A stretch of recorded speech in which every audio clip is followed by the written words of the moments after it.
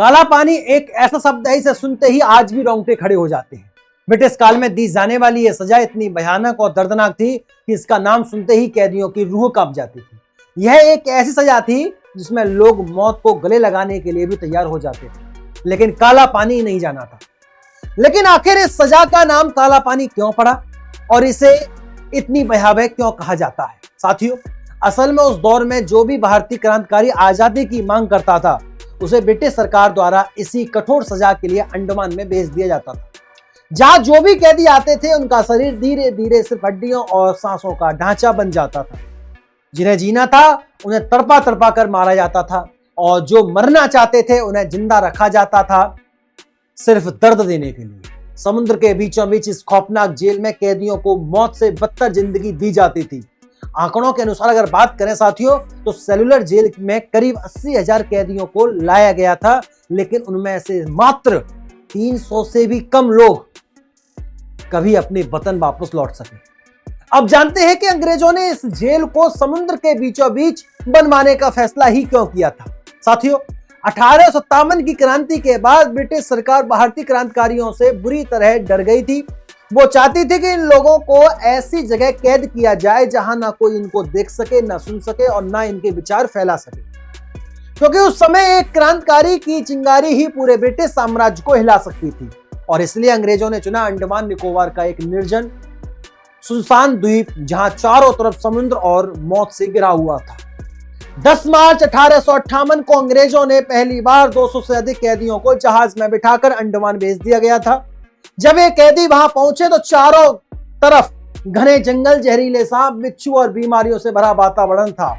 जमीन पथरीली थी, हवा भारी थी और डरावनी थी। ये एक खुली नरक से कम जिंदगी नहीं थी। साथियों, जेल का निर्माण करने से पहले ब्रिटिश अधिकारियों के रहने के लिए कैदियों से ही जबरन झोपड़ियां और इमारतें बनवाई गई। जंगल काटते काटते ही कई कैदियां दम तोड़ चुके थे, क्योंकि उन्हें बिना औजारों के हाथों से पत्थर हटाने पड़ते थे। सांप, बिच्छू और मलेरिया ने सैकड़ों की जान ले ली। इलाज का कोई नामो निशान नहीं था। धीरे धीरे कैदियों की संख्या बढ़ने लगी और 1860 में शुरू हुआ सेलुलर जेल का निर्माण। साथियों, इस जेल के बीचों बीच एक ऊंचा टावर बनाया गया, जिसमें एक छोटा घंटा लगा दिया गया था। अगर कोई कैदी भागने की कोशिश करता या खतरा होता तो वो घंटा बजा दिया जाता था। इसके चारों तरफ 7 शाखाओं में फैली 3 मंजिला इमारतें बनाई गई। हर मंजिल में अकेले रहने के लिए 700 से भी ज्यादा सेल बनाए गए। इन्हीं अलग अलग कोशिकाओं के कारण इस जेल का नाम पड़ा सेलुलर जेल। साथियों, विडंबना यह थी कि इस खौफनाक जेल को उन्हीं कैदियों से बनवाया गया जिन्हें बाद में इसी में कैद होना था। हर सेल की लंबाई सिर्फ 4.5 फीट बाई 2.5 फीट की थी। इतनी छोटी कि ना ढंग से खड़ा हो सकते थे, ना लेट सकते थे। 3 फीट ऊंचाई पर एक छोटी सी खिड़की होती थी, लेकिन बाहर कूदने का कोई रास्ता नहीं था, क्योंकि चारों तरफ लहराता हुआ भयानक काला समुद्र था। इस जेल को म्यांमार यानी कि बर्मा से लाई गई लाल ईंटों से बनवाया गया था। इसके मुख्य द्वार पर भारी हथियार और गार्ड थे, जिन्हें देख कैदी डर से कांप जाते थे। इतिहासकारों के अनुसार इस जेल के निर्माण में करीब 5,13,52 रुपए खर्च हुए थे। यहाँ लाए गए स्वतंत्रता सेनानियों पर इतने भयानक जुल्म ढाए जाते थे कि सुनकर रूह कांप जाती है। साथियों, हर कैदी को रोज 12 से 13 किलो नारियल कोहलू में बैल की तरह पसीना बहाना पड़ता था। जो यह काम नहीं कर पाते थे उन्हें कोड़ों से बुरी तरह पीटा जाता था। उनसे जबरदस्ती रस्सी बनवाना, चक्की चलवाना और नारियल पैर सलवाना रोज का काम था। अगर कोई गलती करता तो उसे हथकड़ी लगाकर दीवार से बांध दिया जाता और कई दिनों तक भूखा रखा जाता। ऊपर बने ऊंचे टावर से पहरा देने वाले गार्ड हर कैदी की निगरानी करते थे। अगर कोई कैदी नियम तोड़ता तो उसे कांटे जैसे कपड़े पहनाए जाते, जिनमें ना वो चल सकता था, ना हिल सकता था। उसका शरीर छिल जाता और घाव से भर जाता था। शौचालयों जैसी बुनियादी सुविधाएं नहीं थी। कैदी को अपने ही सेल में टॉयलेट करना पड़ता था। खाने और शौच के लिए उन्हें 2 प्लेट दी जाती थी, यानी इंसानियत को रौंद देने वाला सिस्टम था। सर्दी हो या गर्मी, उन्हें फर्श पर ही सोना पड़ता था। कई कैदी सर्दी से ठिठुर ठिठुर कर मर जाते थे। उनके शव उनके परिवारों को नहीं दिए जाते थे साथियों, बल्कि उन्हें पत्थरों से बांधकर समुद्र में फेंक दिया जाता था।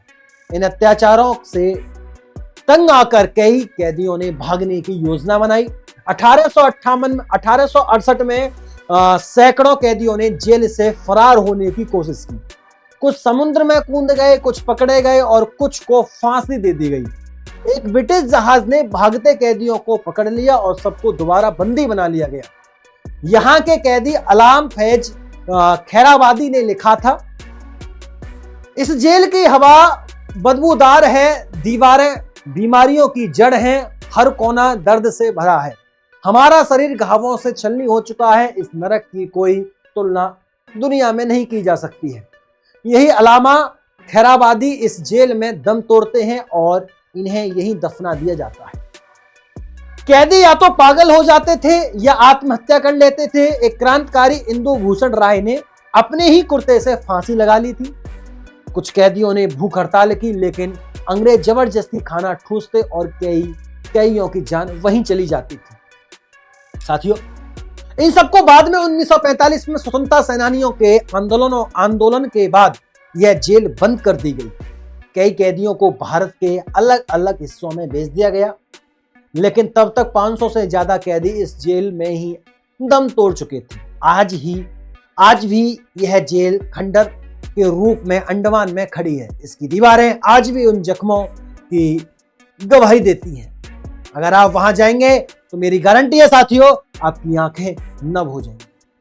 आज हम आजाद हैं, मर्जी से बोल सकते हैं, जी सकते हैं, सोच सकते हैं, लेकिन इस आजादी की कीमत किसने चुकाई?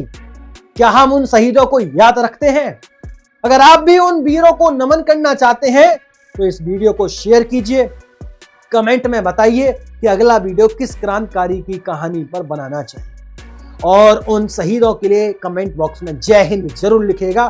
फिर मुलाकात होती है अगले वीडियो में, तब तक के लिए नमस्कार, राधे राधे, राम राम, जय श्री राम, जय हिंद, जय भारत, वंदे मातरम। अगर अपने परिवार टीटीआई स्टडी को सब्सक्राइब नहीं किया है तो जल्दी से फटाफट तरीके से अपने परिवार टीटीआई स्टडी को सब्सक्राइब करना मत भूलिएगा। नमस्कार सर।